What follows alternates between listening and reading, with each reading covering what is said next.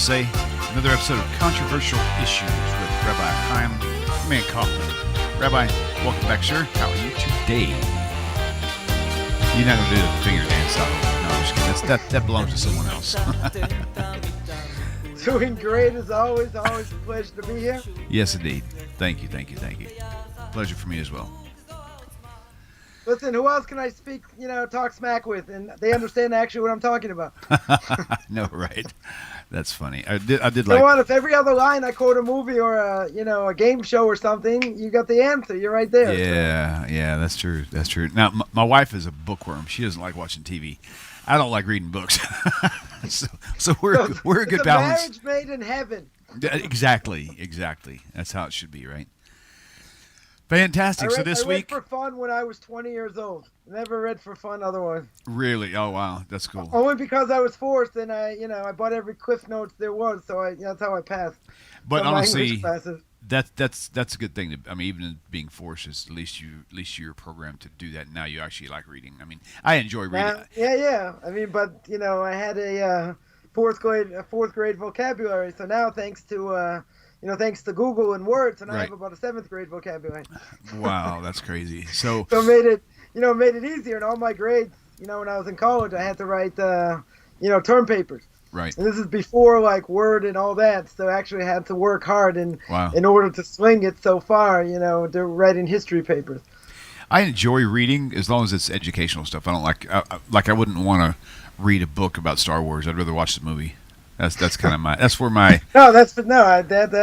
would agree. My hypocrisy goes only so far. Reading for fun is just something I never. Right. I never did. It's like a mind's a terrible thing. Not to waste. It's just it's just a terrible thing. That's funny. That was the old adage about trying to get people to read more. Is the mind's a terrible thing to waste, but. Reading, come on. How many people read today for fun? There are bookworms, but most people, if they can't DVR it, forget it. I'm not interested. That's kind of like when you get old, the second thing to go is your memory.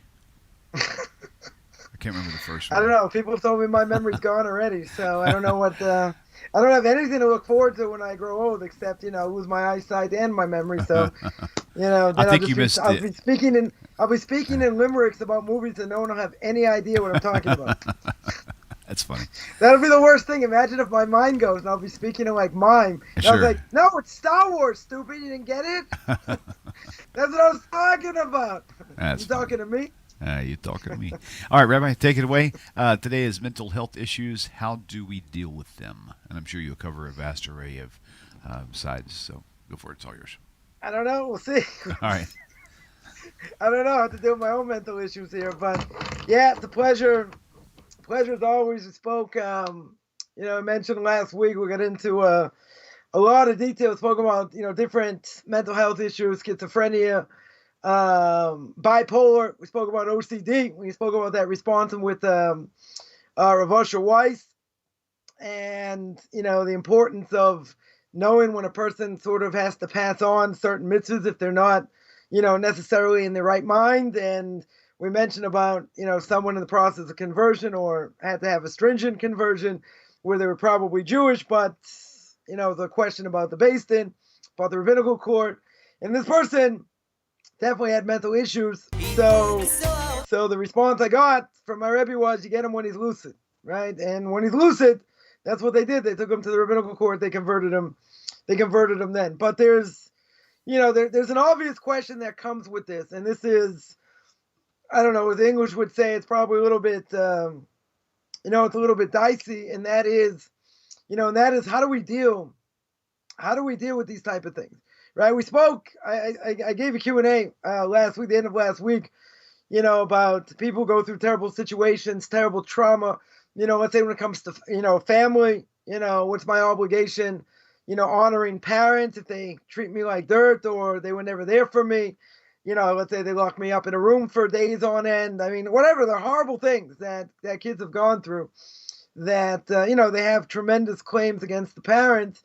And there was a whole question, well, what level of respect, or honor do I have to give my parents because of what they put me through, right? And that was, the obvious question is one of the 10 Commandments. So how far does that go if somebody's evil?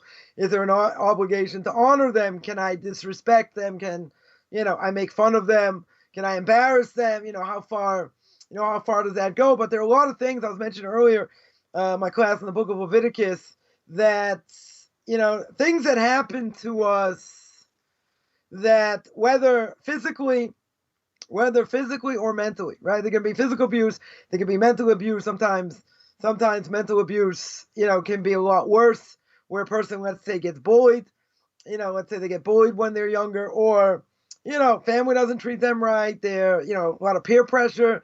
They don't do well in school. They don't do well with these things, etc. But sometimes a person carries a tremendous amount of baggage, which we all do to a certain extent. The question is, how we deal with things. How do we deal when someone, let's say, is singled out? They're always picked last when it comes to, sports, or they're made fun of. Let's say someone's a little bit chubby, or overweight, and they're always made fun of. Kids can be, extremely cruel. Family can say things that, well below the belt, even though they're family, and it can take a long time. Could take a lifetime. Could take a lifetime to, to deal with this, to get on the mend, because we mentioned, mental abuse, so to speak, is sometimes worse, because then a person gets an inferiority complex. They feel that, they're worth nothing because maybe the parents have told them that, or they'll never amount to anything. Maybe other people have said that. I was told when I was very young, first, second grade, my artistic abilities, I think I mentioned this before, not anything to necessarily write home about, but I was told a lot worse than that. And, I turned out all right. I didn't necessarily take it to heart. Art wasn't one of my top favorite subjects. It wasn't something I necessarily worked hard at, but, I could have worked harder. I could have, maybe done better, maybe thrived, maybe not. But the problem is the person gets beaten down. We all at a certain level, get beaten down in life. And, life can be very harsh. I see all the time people put on their profile, on Facebook or other places that, where'd you go to school? I went to school of hard knocks. They had a tough life. Some people had it, worse.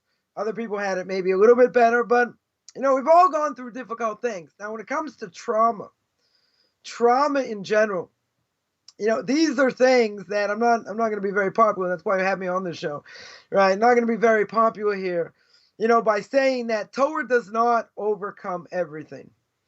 Right now, that may sound like a shock, because people think, I'm gonna be a Noahide, I'm gonna be a JIT, I'm gonna be a Jew in training, and they think everything's gonna go glatt, everything's gonna be smooth, everything's gonna go exactly the way I think.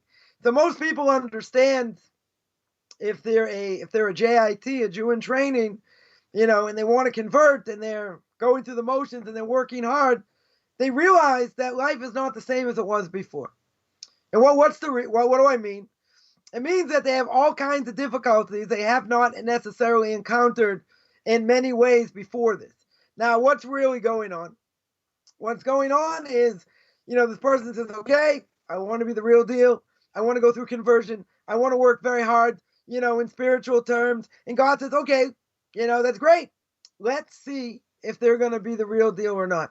So I'm going to take them like the bottom of a tube of toothpaste, my parable here, and I'm going to squeeze you, right? You squeeze out that little bit, trying to get the last bit before getting another tube of toothpaste, right? And non-Jews feel they get squeezed, right? They have trouble moving to a community, different things go. I had one student that within the first month, less than the first month, a fridge went, a washing machine went, and then something went wrong with the car, all within about 2 weeks. 2.5 weeks. So I said, Rabbi, does this normally happen with your students? And I said, yeah, just by you it happened a little bit earlier, right? So they said, well, what's pshat? What's going on? So imagine now somebody wants to be close to the king. So now you want to be close to the king. Now you have an understanding of what I'm doing in the world. Okay, now that I have an understanding, very good. Now God says, now we're going to make this covenant. You want to be part of this covenant? I'm not going to make it so easy, right? We see it by Abraham. See about all the trials and tribulations that Abraham goes through. So he asks the question, it goes through all these different things. God saves the best for last, 100 years old, circumcision. He's like, Abe, what do you think of my covenant? Like, wow, what a beautiful covenant. Unbelievable covenant over here. Like, what's going on? It's like, Abe, if everyone, did the right thing and I gave them all the reward and everything was good, right? I don't need that. I want people who are going to struggle. I want people that, going to go through difficulties and they're still going to believe in me and they're still going to have faith in me. So there are different reasons we mentioned many times why a person go through struggles, etc. But what about something, we mentioned this, I think a few weeks back when we started with this, and that is, what about something that's nothing to do with me? Right? When a person doesn't ask for certain things, right? We're not in control. There are many, many things we're not in control. Just because someone may dress a little bit different, does that mean the entire school gangs up on them, makes fun of them? Right? Should it be, is it something that the person does, which could be, then they're subjected to other things? Or could it be there are other things going on and it really has nothing to do with them? Now that makes it a lot more difficult. The reason it makes, and then we're gonna see how to deal with this. Why does it make it more difficult? It makes it more difficult because they say, I didn't sign up for this. I didn't ask for this. This wasn't on my agenda. Not only that, you didn't do anything to cause it, right? Which by certain types of abuse in general, there's a mentality. By some people, there's a mentality, I must have done something to deserve this, right? There must be some sort of punishment I had to do. Now, if a person's a child, right, let's make it very easy. A person's a child, and something happens, right? A child's not liable for anything, right? It has nothing to do with them. It has to do with their soul. So even if I understand, and that's why we mentioned Torah itself, it's not enough to will a person a proper mental health. Right? What's the reason? Because the person goes through a trauma. Let's say at a young age they go through a trauma, a serious trauma, and it has nothing to do with them. Why? Because they're not liable for any punishment. Because the punishment of a person only comes at the age of 12 or 13, depending if it's a boy or a girl, right? Or by the age of 20, right? That's when punishment for their actions come. So if it happens anytime younger than that, it has nothing to do with them. Right, it has to do with their soul. Now, let's say a person grew up with the proper Jewish philosophy, and they understand this. They learned a lot of Torah, and they understand that what they went through, let's just blame it on their soul. Their soul came back to this world. Most of us are reincarnated souls, which we mentioned before. They've come back to this world in order to fix up whatever they have to fix up. We don't know. Most people have no idea what they're here to fix up. Most likely, as it was explained to me once, that I'm not saying this is the reason, but if it's something where it's the last thing you would ever want to do, you'd rather probably slit your eyeballs with glass or your veins with glass rather than do it. For some people, it may be showing gratitude towards others. For other people, it might be saying they're sorry. For other people, it might be, any number of things, right? But if it's the most difficult thing you've probably ever done in your life and you never want to do it, I would probably say 6 times out of 10 that could be, not that it is, that it could be something that's what I'm here to fix. Because if it's something that's so obvious, what I'm here to fix wouldn't be any challenge, right? We're in this world, obviously, to work hard, as we said, to be challenged, to overcome difficult things.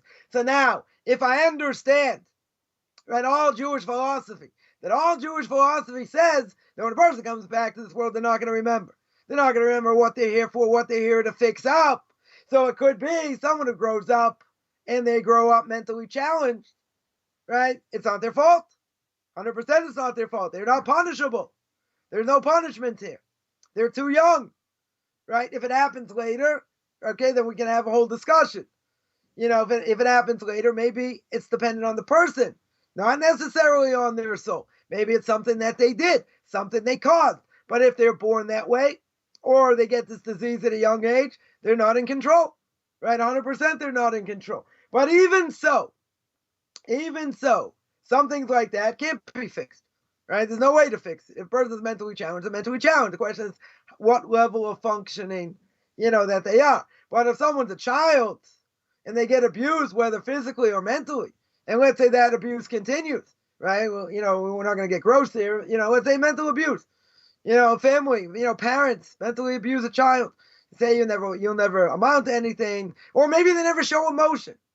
Maybe they just never show emotion.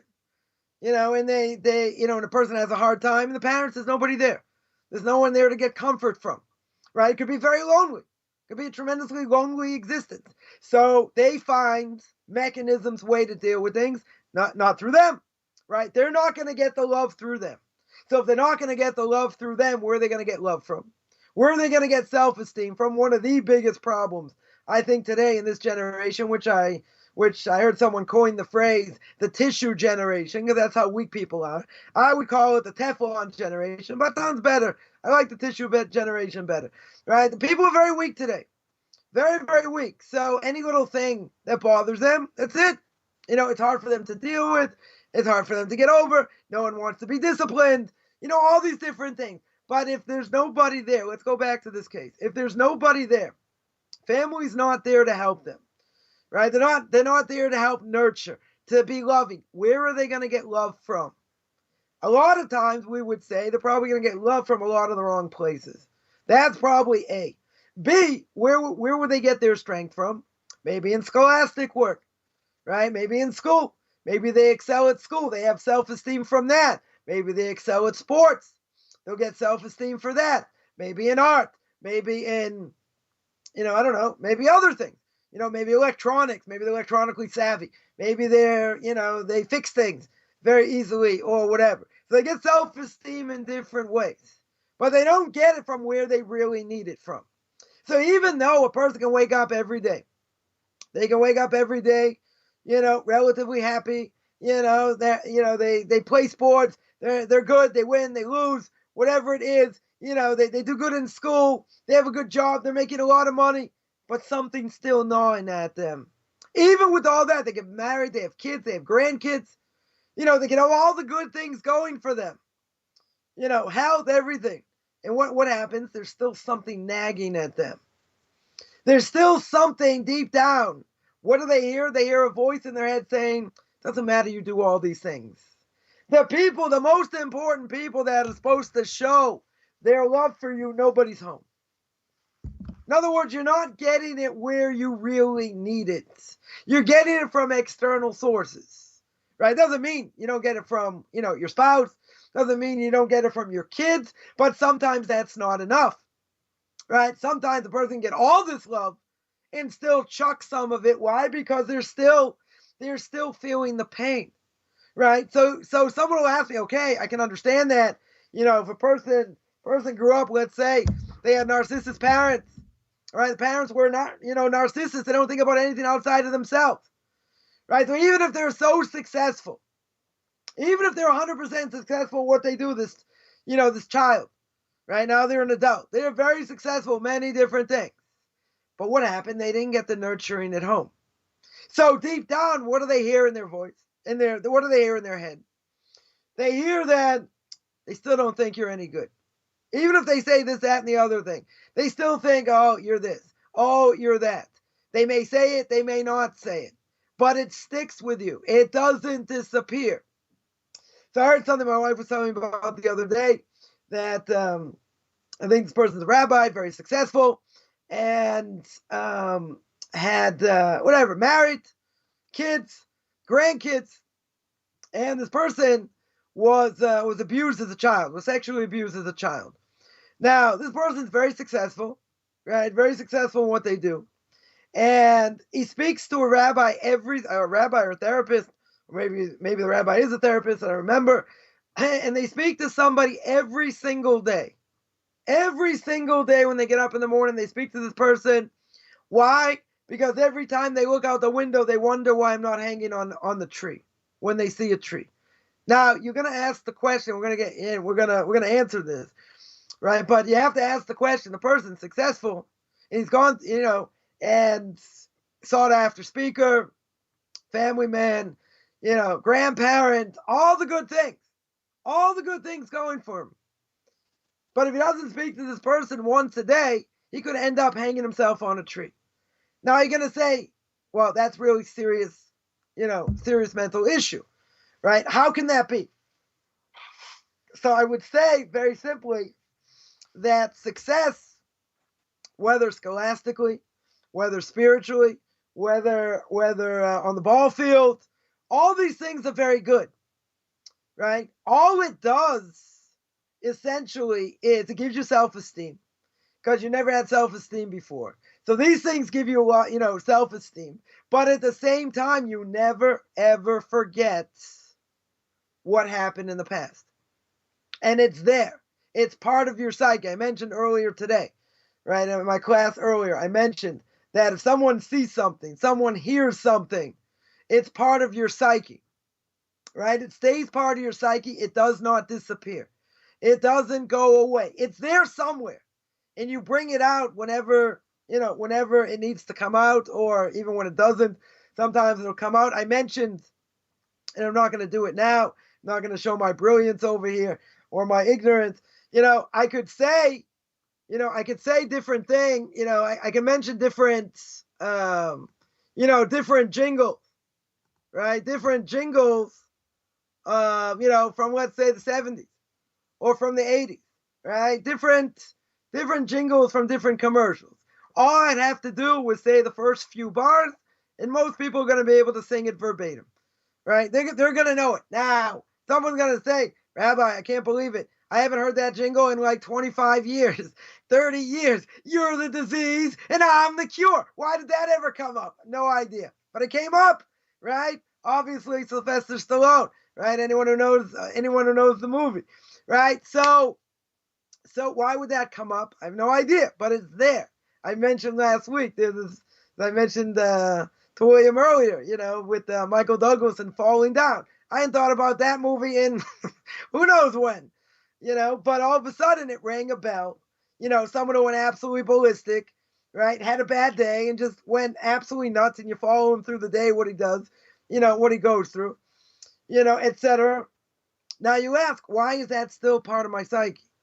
Why do I still remember that? I say, well, Rabbi, I got a good memory, right? That could be, right? But at the same time, according to the Torah, it's not about memory. What it is according to what I see, it's according to what I hear, and the fact that my soul now records it. Now, it could be buried in your soul.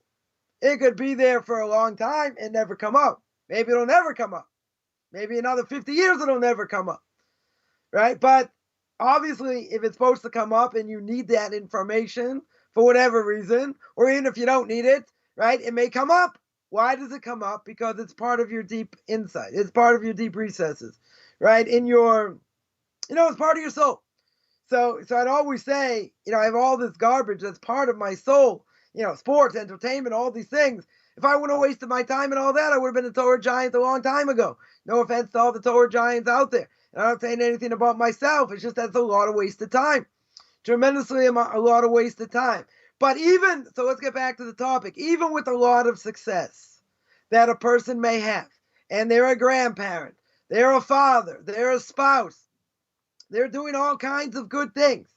But deep down, if they haven't gone through some serious therapy, and even if they have to have mechanisms to deal with the fact that they have these other issues.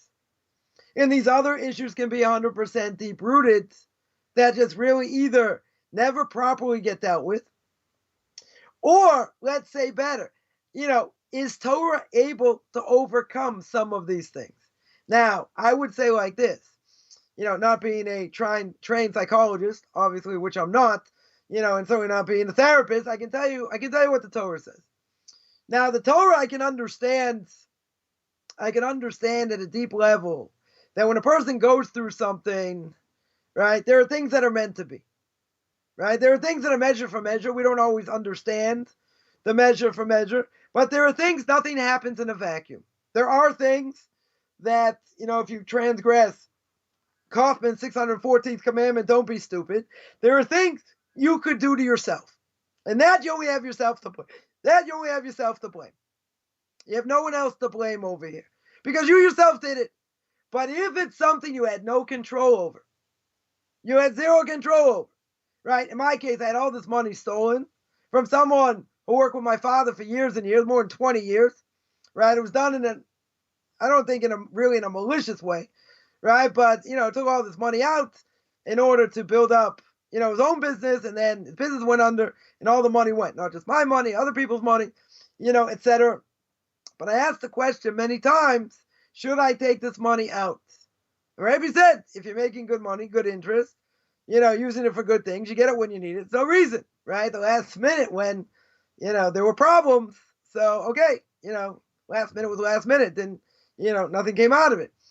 A person went to jail, big deal. But in any case, so I could rationalize 100 times, God giveth, God taketh away. It's better than dying. You could have had a death sentence on your head, and instead God just took all your money, right? Which could be. But regardless of all that, knowing what the Torah says, knowing what Jewish philosophy says and the proper way of looking at it, and saying, well, this is what my soul has to go through, right? It had nothing to do with me per se. Maybe it did. I don't know, right? God didn't tell me. I didn't get an explanation over here. Either it's something egregious I did, where God says, okay, I'm gonna take away everything instead of killing you. I could kill you, but instead I'm gonna leave you alive because you have to build you in the future. You're gonna have to boost up the ratings of Tanakh, and that's why it's gonna have you on for all these different shows. So therefore, I'm gonna bring you back. I'm gonna resurrect you, right? So even if you don't have any money, so big deal. But I kept you alive, right? If I would have known that, okay, would have been better. At least I would have known that you're supposed to die because of this, and God took it away, instead of that. Okay, but at the end of the day, when you go through such a trauma and you're busy doing other things and everything gets cut down, every last thing, what's the obvious question? God, why are you doing this? That wasn't my question. Doesn't make me so righteous. That wasn't the question, right? The question is, okay, I'm in survival mode now. How am I going to survive? What am I going to do? I'm not so qualified to do many things. I have a degree. It's in history. Big deal. Who's going to use a history degree for anything? So then I get flack from all kinds, all different sides. Should have used a degree when you had money. Now you're not using it. Now this, now that, whatever. I get hammered on all sides. Very, very traumatic event. Now, in the bigger scheme of things, I had great rabbis behind me. So I got this injection all the time, about what proper Jewish philosophy is, and the idea that, this is something that happened, something obviously God didn't want you to have the money for whatever reason, right? And it could have, other things could have happened, which didn't. So understanding that mentality, and deeply understanding it, and getting up every day and still going to pray and still going to learn as if nothing happened, that's a real difficult thing to do. That's 100% a difficult thing to do. So someone's going to ask me the $1 million question, so how'd you get out of it? How in the world did you get out of it? So I'm going to tell you, I had good days. I had bad days, right? You have to understand. I was in the middle of building a learning center. I had the best group of guys, learning full time. I had, it could be part of my ego also, for 2 years, and I was funding it, and all these great things, and then all of a sudden God took it away. Everything got taken away. See, if you would have told me way back when I didn't have any, what was going to happen was that, I'm not going to be qualified.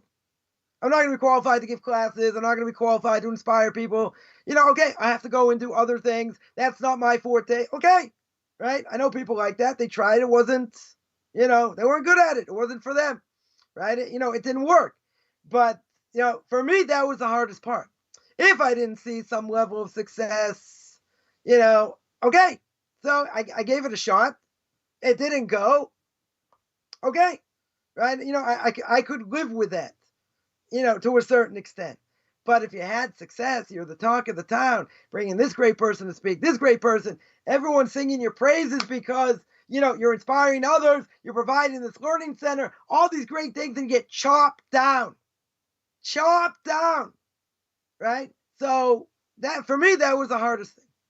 That was definitely the hardest thing, because that gave me tremendous amount of enjoyment, right? Not just because I was the one paying the bills, right? I mean, I wouldn't say that was the greatest part of the enjoyment.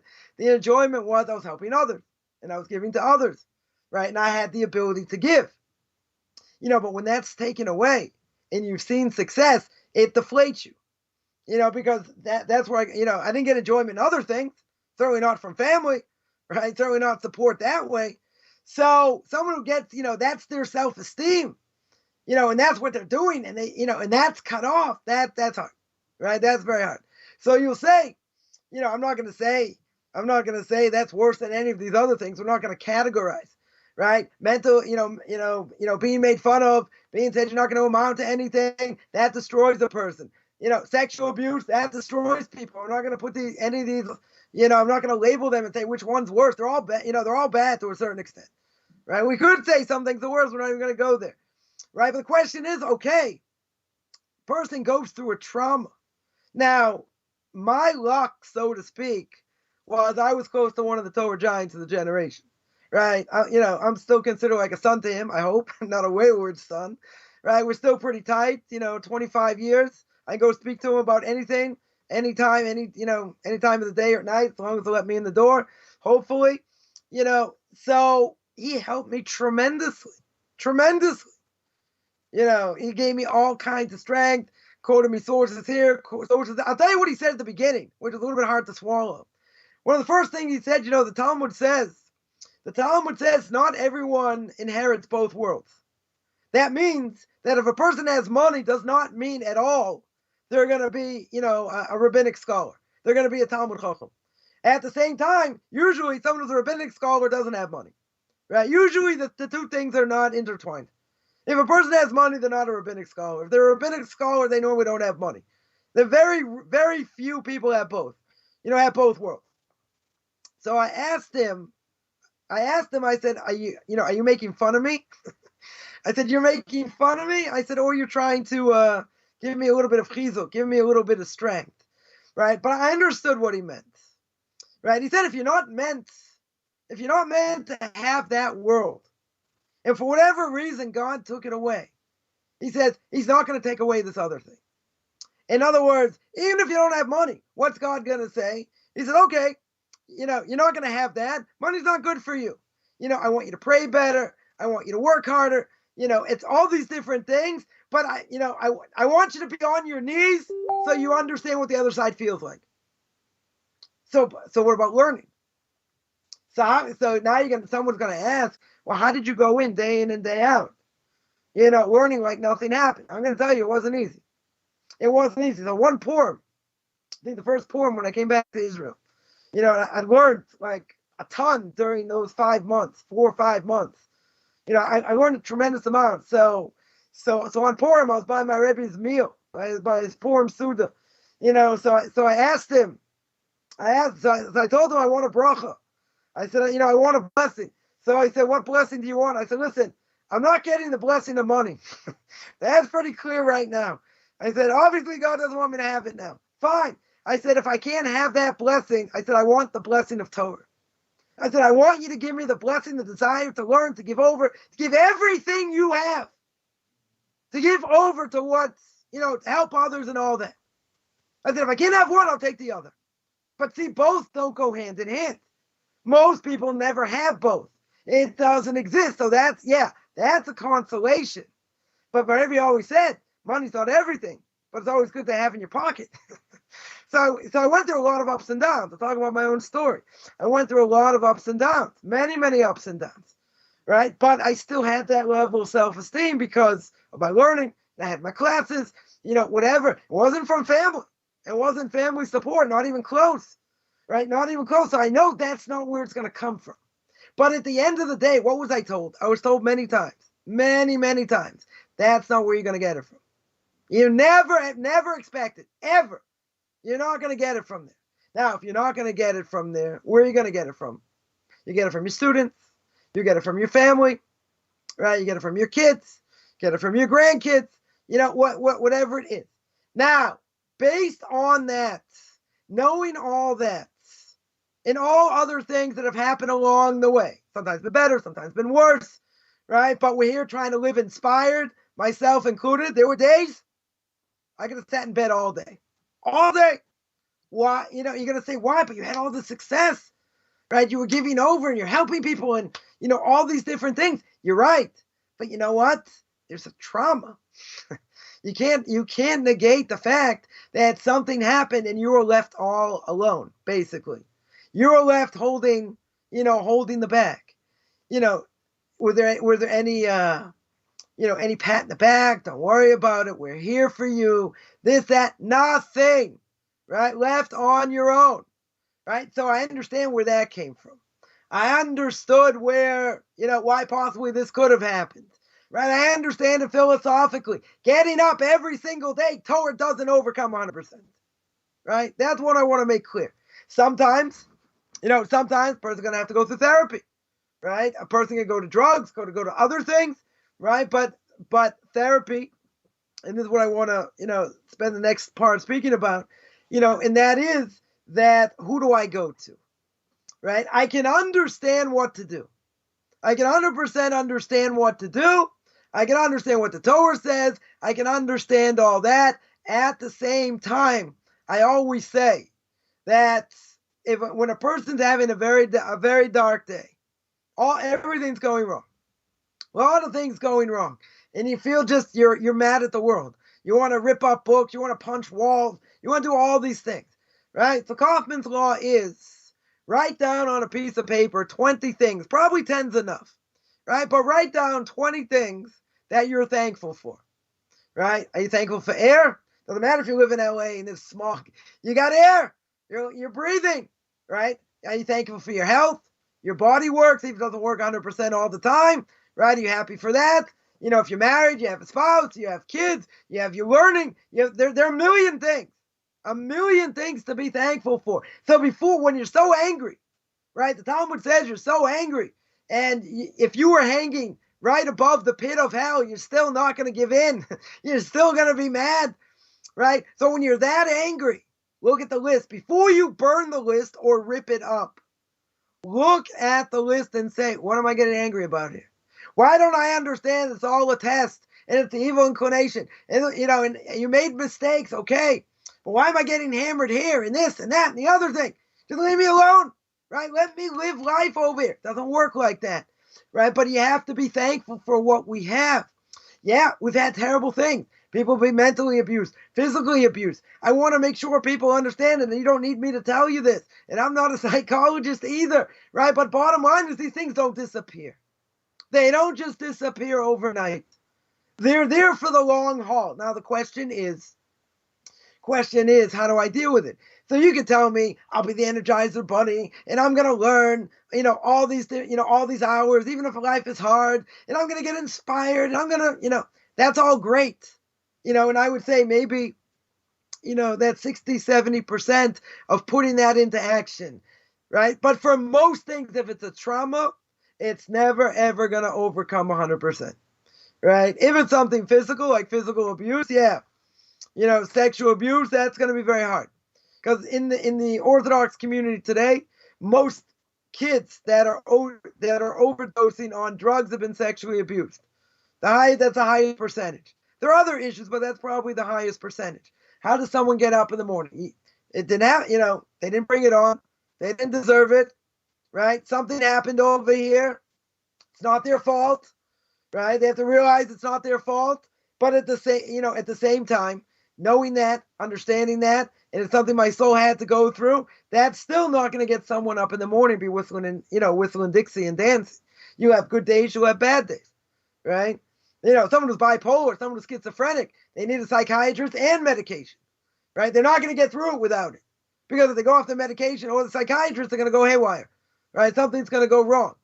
So a person thinks, I'm gonna be close to God, Torah, mitzvahs, that overcomes everything. Does not necessarily overcome everything. A person cannot will certain things. And I'll tell you a personal anecdote. I've thought that for years. Certain things I should be able to will. I should be able to get over because I understand this, I understand that, I understand the other thing. It doesn't work that way. It doesn't work that way always, right? Probably a lot of times. A lot of times it doesn't work that way. So it's not just about will, right? It goes beyond. A person may have to talk it out with somebody, may understand. It took me a long time. And, in the mentality when other people say things, and this is the right way to look at it, is these people are insane. They don't know what they're doing. They don't care what they're doing, sticks and stones. They're insane, but you know what? Words hurt. You can say sticks and stones, but words hurt, especially when it comes from family. And a person's got beaten down. But that's the right mentality. And I can tell you by speaking to certain people over the years, I don't even flinch anymore. I don't even need 10 minutes to calm down, 20 minutes to calm down. I let them talk and that's it. I let them talk. I know where they're coming from. I understand where they're coming from. And they deserve to be in a straitjacket. They deserve to be in Sing Sing. That's what they deserve. Because they're insane. They're 100% insane. Oh, so some people are going to say, that's your ego. That's this. You think you're so great. You think you know. You think, you've been through so much Torah. You hung out with great people. It's more than that. According to the Torah, these people are evil. These people shouldn't be talked to, but you might not have a choice. Because, there may be parents, maybe siblings. You may have no choice. The question is, how do I react? How do I react over here? In a person, every single conversation, they could just be broken. It doesn't matter what's going on in their lives. They can be told, 100% broken. And I would always say, if I'm ever at the top of the world and everything in my life is going great, I have people I can speak to that will put me in my place. Very easily put me in my place. Right? So I don't do that because I don't need it. But the reality is that even if they would put me in my place, these people don't know anything. Right? These people are evil, according to the Torah. They don't know anything. So why should I even take what they say seriously? Why should I get even bent out of shape? When I should look at them when they should be in a straitjacket. So that's the mentality. Now, even if I understand that, does that mean some part of you does not get upset when they say something? When they say something obnoxious? Or when they say something just beat you down and they, make fun of you and call you names? So it stings, right? It stings. But the reality is, if I was at a certain level or someone was at a certain level and they see that person in a straitjacket and they visualize them in a straitjacket, what in the world are they going to get upset about? Imagine if that person is mentally challenged. They have a 25 IQ. They have a 25 IQ and they say things. They hit you. They smack you. They bump into you. What are you going to get upset about? The person has no idea what they're doing. But these people do, right? Because what they say, and they're intelligent, they're not stupid. And I said according to Torah. I made clear. According to Torah, they don't know anything, right? They're evil. They're considered evil. If they're considered evil, right, why am I going to take what they say seriously if they're insane? So I would say that's a lot easier said than done. Certainly when it comes to, I would say that about mental abuse, right? Psychological abuse, right? It's a lot easier said than done. But if you're talking to someone and they're just going on and you're barely listening, so let them talk. Let them talk. And I've learned over the years, I let certain people talk. Let them talk. I'm going to get upset. I'll say what I have to say. And that's it. I'll move on. I had something during the holidays, someone made a comment. I didn't have a chance to answer. I could have answered, right? Certain things I answered, and I said what I had to say. And that was it. But I know they're not going to listen. I know they could care less what I have to say, right? And they're not going to necessarily belittle it because I would ram it down their throat, which they probably already know, right? But in general, whatever they're going to say, whatever you're going to say doesn't matter. So if it doesn't matter, why bother? Why bother? They talk about other things, right? But you say it's painful. It's painful. So I would say 60%, maybe 70%. If I have this mentality, it can answer up a lot of things. But it doesn't necessarily mean that the trauma disappears. The example I gave is that when a person sees something and they watch something, it's part of their psyche. And it comes up whenever it comes up. Now, last year, I spoke a lot about this. A class in Pirkei Avos, we mentioned that there's a football player for the New England Patriots, Julie Edelman, retired this year. Right? He's not Jewish. Father was Jewish. And there was a basketball player last year, at the end of last year, made an anti-Semitic, epithet while playing a video game live. Live streaming the game. Right? So he made an anti-Semitic epithet. It comes along, Julie Edelman, and he says, hey, bro, I come down to Miami a lot. Maybe we get together for Shabbat dinner. So I'm like, what are you kidding? What are you going to teach him? You're going to have gefilte fish? You'll scare the wits out of him with all that jelly gefilte fish. What are you going to do with him? Right? You're going to say, oh, yeah. I love chicken. I love potatoes. The Jewish people are great. Now, what did the person say? The person made an anti-Semitic statement. Now, according to the Torah, why did he make an anti-Semitic statement? Well, most likely he's an anti-Semite. But if you never heard what he said, let's say behind closed doors, he never said anything, right? Maybe he never made this comment to anybody in his life. Maybe. So why did he say it?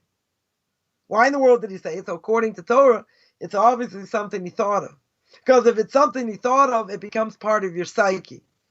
In other words, whatever I think, that's why we have to control our thoughts to the best of our ability. Because whatever I think or whatever I see gets registered. There's a camera, our brain takes a picture, goes into the soul. It's there. It never goes away. Only question is when it's going to manifest itself. Maybe it'll never manifest itself. But this guy, so a person will say, slip of the tongue. You hear that a lot of times. Someone says something, God forbid, they didn't mean it to come out, and it comes out in a really nasty way. Right? So they say, I'm really sorry, I didn't mean to say it. But you said it. Right? Now, why would a person say it? First of all, they thought about it. First of all, second of all, it bothered them. Third of all, that's what they thought about. If they thought about it, it's in my mind. It's in my, it's in my psyche. It's part of my soul. So a person can't make a statement. Can never, ever make a statement and say, I can't believe I said that. That was a slip of the tongue. There's no such thing.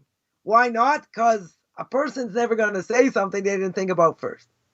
Now you tell me they should have been, more careful, even if they thought that, it depends where you're going to say it and who you're going to say it in front of, whatever. But you're going to be very careful. You're going to be careful how you say it or when you say it, if you say it at all. But you can't make the excuse. And you can say, I never thought that. I'm not really an anti-Semite. Okay, I said it. I didn't mean to say it. But see, according to the Torah, there's no such thing. Because once you thought something, it's there. Now, does it mean it goes away? Does it mean it's always going to come up? No. Is it going to be deep buried inside? Yeah. It can be there for a long time. It can be there for years. It can be there for many years. But it can come out when you least expect it, or when a person loses it, they're overtired. Many different reasons why it could possibly come out. And so the answer is that we can't make excuses here. We can't make excuses, why we said something. We know why we said it. Maybe we shouldn't have said it. Maybe we should have been more careful. 100%. But the fact that you said it means it's part of you. So any of these things that are traumatic, or a person got bullied, or, a person got psychologically abused, by family, by a spouse, by others, whatever it is, these things don't 100% disappear, no matter how much a person works on it. Now, in theory, I would think that that's what should happen. If a person works on it enough, they think of people, walking around in straitjackets or not being able to move, in a straitjacket, and they belong in a sane asylum. The more a person thinks it, the more a person says it. So then whatever that person says, it's nothing. It means nothing. Right? That's really what I would think should happen. But the thing is that at some level, it's still painful. It's not something that goes away 100%. Now, with proper therapy, for a lot of things, maybe a person needs to go on medication, to a certain extent, and that may get them over the hump, so to speak. But every single day, for some people, is going to be an absolute struggle, right? We mentioned this person who says every single day, no matter how successful the person is, he says every single day, I wonder why I'm not hanging on a tree. Now you're going to say, well, that person needs real therapy. He's gotten real therapy. He gets real therapy, right? And he's moved on. He's become a great person in and of himself. It doesn't mean, though, what he went through 100% disappears. So you're going to say, what, I'm stuck with it forever? To a certain extent, right? To a certain extent, a person can work so hard, to overcome it, and, it's still going to be there at some level. Doesn't mean the person's going to be paralyzed. Doesn't mean he's never going to be able to function, right? But there are days where something could trigger something, and then they hear all these thoughts. It's also bad, and I'll tell you what, one of the worst character traits to have is that if a person has a good memory, right? If they have a good memory, that means they really forget many things. Now, if somebody hurt them in a bad way, and even if that conversation happened 15 years ago, they can tell you verbatim what that conversation was. Now, that's not a bad thing, and every psychologist will tell you it's not a good thing. Why? Because if you harp on the past, you never get rid of it. You let that person inside your head. When that person doesn't deserve to be inside your head. They caused you pain. They caused you anger. Right? Why are you giving that person the ability to be in your head? So some people say, you know why? Because I'm never, ever going to let them off the hook. I'm going to keep playing that over and over in their mind in order that person they're never going to let them off the hook. They'll never forgive them for what they've done. Now, you could go into the Rambam and repentance. We can have a whole discussion about that, etc. But forget about that. If a person has that type of memory and they never forget what happened to them, then at a certain level every single day, these conversations may come up. They may come up more. They may come up less. The question is, is do you just get rid of them? You just say, okay, I'm not dealing with this today. I'm moving on. Do you get angry for a second, and then you move on? These things, what I'm pointing out here is that these things don't totally disappear, right? Even with the greatest therapy, even with, the greatest drugs are also good, if they can help over here, put someone on an even keel, and all that, that can help in many ways. Both things can help in many ways, plus it's the proper Torah outlook, which is also important, as we mentioned last week, that, if a person, needs to go to therapy, then you should go to someone who's in tune with the Torah outlook. Because if they're not in tune with the Torah outlook, i.e. they themselves are religious Orthodox Jews, right? Or they understand, the mentality. Otherwise, they're going to say, what are you getting so upset about? They're making fun of your religion. Like, you have to move on. Like, they're not in the same path. They're not going to give you the help, that a person needs. But it's okay. It's okay that, a person may have difficulty. It doesn't mean they're a wuss, as we would say in Boston, right? It doesn't mean that. They've gone through a hard time. And that hard time could continue for years, right? The question is how you deal with it. You can't let it paralyze you. You certainly can't let it paralyze you. At the same time, like I said before, if I wasn't so strong in Jewish philosophy and I didn't have, great people behind me, I never would have got through what I went through. It's one thing to be left holding the bag. It's one thing also that you have absolutely zero support behind you, family-wise. And when you have that and you get hammered from all sides, damned if you do, damned if you don't. You had the money, should have done this. You don't have the money, should be doing this. I got hammered on all sides. On all sides. It wasn't pleasant. So now it's a joke. Now I just look at it, let people talk. Let them say what they want. I'm in a better position. Things aren't the same. Doesn't matter. Right? But, at the same time, a person can get totally deflated. But not only that, I loved what I did, and then that was taken away. So I said, okay, that's my chance now to go save the world. Let me go out and help a community, build a community. I ended up in Santiago and Chile. Disaster. Disaster. I have no idea what my soul had to go through to go there, right? But in the end, I ended up in the States. I ended up in Lakewood, and, Lakewood, New Jersey, looking for an outreach job, didn't find one. And I had someone, involved in outreach that couldn't find me a job, but he got me involved in working with converts. And that, I started, almost by accident. But if I look, in hindsight, if I wanted to build what I wanted to build, 20 years ago, give or take 20 years ago, less than that, about 18 years ago, I'm not the same person I was. Not just because I went through what I did, but now I have all this other different knowledge.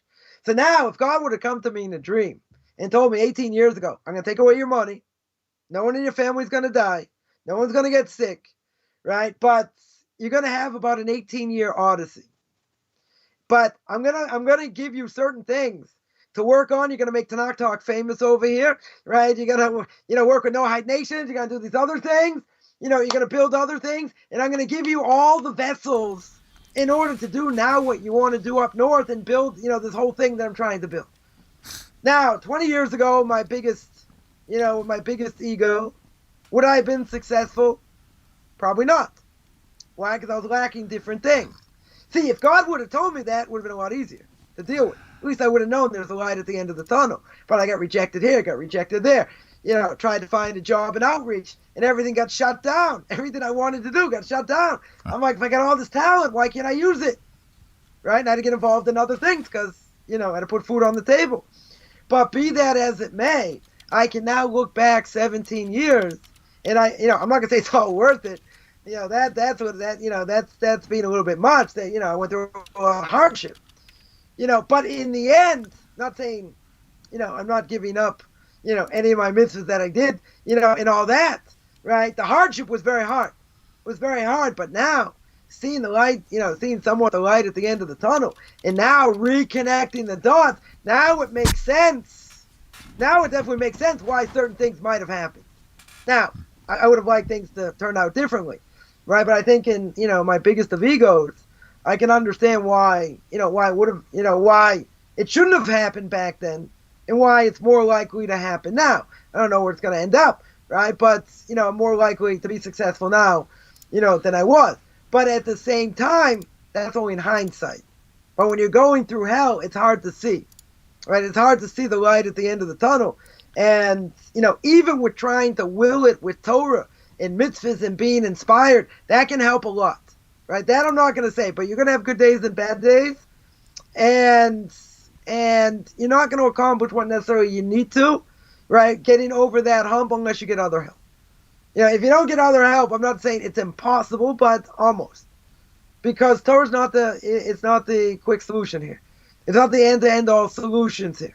And that's why you need someone on that level who knows Torah, who understands Torah, in order to give somebody, the advice, that they need. But, it certainly could be, they might need mood stabilizers, right? They may need, therapy, how to deal with the trauma, how to come out of it. Having a proper Torah outlook certainly helps. I don't think there's any question, right? But even with that, I can also say there are certain days that I just wonder, like, is it all worth it? What am I doing? Even if I had success and everything else, right? They say, well, maybe it's a form of depression, maybe it's other things. Could be any number of things.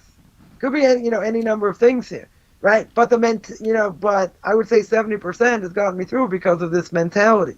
I've had help along the way, no question, right? But it does, the point I want to make is, and we're gonna, we'll end with this, is that with everything being said, it doesn't mean, it doesn't mean that you're going to be normal, you're going to wake up whistling Dixie every single day. Because if a person went through trauma, whatever that trauma is, it's there. It didn't disappear. With all the therapy in the world, it's, someone who's bipolar, someone who's schizophrenic, they're going to be a medication for life. You got one That's minute. just the way it's going to be. They're going to be a medication for life. Right. But they need therapy as well. But they can function properly. It doesn't mean it necessarily disappears. Right? And a person shouldn't think, oh, I'm not thinking properly, I'm not working hard enough, I'm not this. They have to understand if they've been through a difficult time. Right? It could be with therapy, with medication, with both. With this Torah outlook, a person can overcome, but you have to cut yourself a little bit of slack, and realize that, unfortunately, it's probably here to stay at some, at some level. So now I'm going to go into my Sybil complex. My 4 different personalities I've had to go through over the last 20 years. But we're not going to go there because we're going to end Yes. on the dot with that. You're the man. You're the man. Way to keep track of the time. Because I ended on the dot. You anytime Hey. you get 15 minutes, and you got to go to the bathroom and set up the next show. That's awesome. That's awesome. Well, Rabbi, thank you for your time. Good show as usual. And we'll look forward to seeing you next week and everybody else too. Stay tuned. We've got a show coming up here in about 15 minutes with Rabbi Moshe Shulman. So you guys sit tight. We'll be back. Rabbi, thank you. Have a great week. Take care, everybody.